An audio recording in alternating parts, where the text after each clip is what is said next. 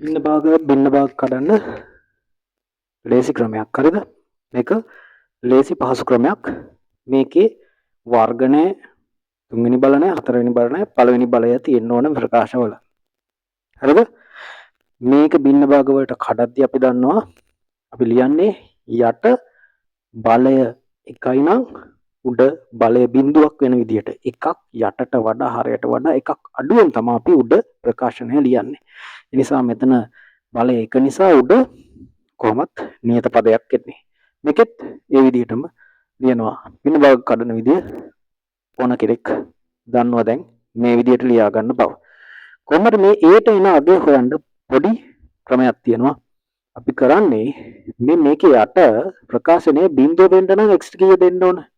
ඍණ 1. හරිද? එහෙනම් මම කරන්නේ x ධන 1 මේ පැත්තේ තියෙන මුළු ප්‍රකාශනයට මේ x ධන 1 වහගෙන බිඳුව වෙන්න නම් මෙතෙන් දෙන්න ඕන ඍණ 1. ඍණ 1 ආදේශ කරනවා මේ ඉතිරි වන ප්‍රකාශනයට. එතකොට පැහැදිලි 3 බෙදීම මෙතන ඍණ 1 ආදේශ කරපුවාම ඍණ 1යි ඍණ 1යි ඍණ 2යි උඩ 3 බෙදීම ඍණ 2. හරිද? එහෙනම් මෙයාට එන්න ඕන 3 බෙදීම ඍණ 2. ඒ වගේම මේ ප්‍රකාශනයේ බිඳුව වෙන්න නම් x කීයක් දාන්න ඕන? ධන 1.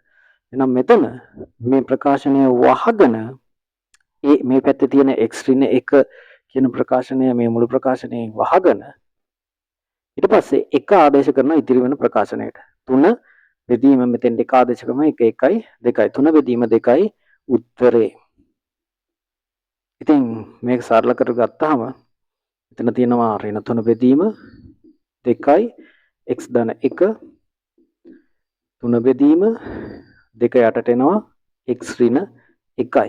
ඉතින් මේ ක්‍රමේ වේගය වැඩි කරගන්න භාවිතා කරන්න අනිවාර්යෙන් subscribe කරලා තියාගන්න මේ වගේ ඒවා ඉදිරියටත්